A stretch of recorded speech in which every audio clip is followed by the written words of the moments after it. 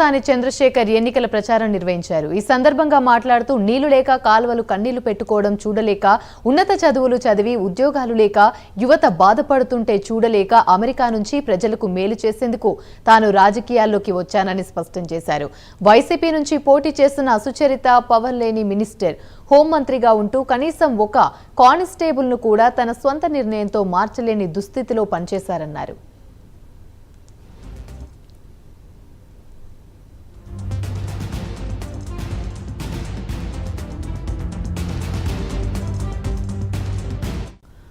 ఒక దళిత మహిళ అయి ఉండి రాష్ట్రంలో ఎంతో మంది దళితులపై దమనకాండ జరుగుతున్నా స్పందించలేని స్థితిలో ఉన్నారని మండిపడ్డారు.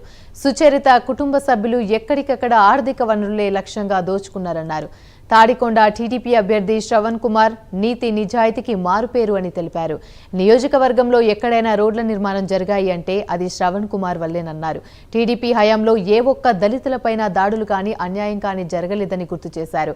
ప్రలోభాలకు లొంగక ప్రజల కోసం పనిచేసే తెనాలి శ్రవణ్ కుమార్ ను గెలిపించాలని కోరారు. ఎవరు నీతిగల వ్యక్తి, ఎవరు ప్రజలను ఉపయోగపడతారు అని ఆలోచించి ఓటు వేయాలని ప్రజలను ఆయన కోరారు. ప్రజలందరికీ కూడా నా హృదయపూర్వక కృతజ్ఞతలు. ఈరోజు ఇక్కడ చూస్తా ఉంటే ప్రజాస్పందన చాలా అద్భుతంగా ఉంది. అంటే మీరు ఎంత ఇబ్బందులు పడుతున్నారో ఈరోజు నాకు క్లియర్ గా అర్థమవుతా ఉంది. అయితే ఈ సమస్య ఇంత ఓటర్ సమస్య ఇంత తీవ్రంగా ఎందుకు ఉంది అని ఒక్కసారి వెనక్కి వెళ్ళి నేను చూశాను. డేటా తెప్పించుకొని చూస్తే యాక్చువల్ గా 2019లో ప్రధానమంత్రి మోడీ గారు జల జీవన్ మిషన్ అనేటువంటి రూరల్ డ్రింకింగ్ వాటర్ ఫెసిలిటీ గురించి సెంట్రల్ గవర్నమెంట్ 58% నిధులు అందించింది. స్టేట్ గవర్నమెంట్ 42% కనుక నిధులు తీసుకుంటే మనకి ఎన్ని వేల కోట్లు 5 నెలల్లో వచ్చాయంటే 14,000 కోట్ల రూపాయలు.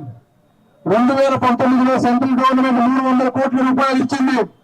అయితే ఆ సంవత్సరం స్టేట్ గవర్నమెంట్ కూడా 300 కోట్ల రూపాయలు మ్యాచ్ చేసి ఆ సంవత్సరం కరెక్ట్ గానే వేశారు. అయితే 2020లో 800 కోట్లు, 2021లో 3,500 కోట్ల రూపాయలు సెంట్రల్ గవర్నమెంట్ ఇచ్చింది. 2022లో 3,500 కోట్లు, అదే 23లో 6,500 కోట్లు, అంటే మొత్తం 14,100 కోట్ల రూపాయల డబ్బు సెంట్రల్ గవర్నమెంట్ దగ్గర ఉంటే స్టేట్ గవర్నమెంట్ 5 సంవత్సరాల్లో ఖర్చు పెట్టినటువంటి మ్యాచ్ చేసింది 2,000 కోట్ల రూపాయలు.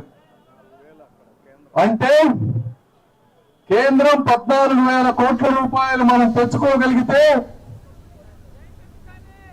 మనం ఈ ప్రాంతంలో వాటర్ సమస్య అనేది లేకుండా పూర్తిగా చేసుకోగలం. అయితే జగన్మోహన్ రెడ్డి గారు ఇవి వ్యక్తిగత ప్రయోజనాలు కాదు కాబట్టి, ఓట్లు రావు కాబట్టి దీన్ని పూర్తిగా గాలికి వదిలేశారు.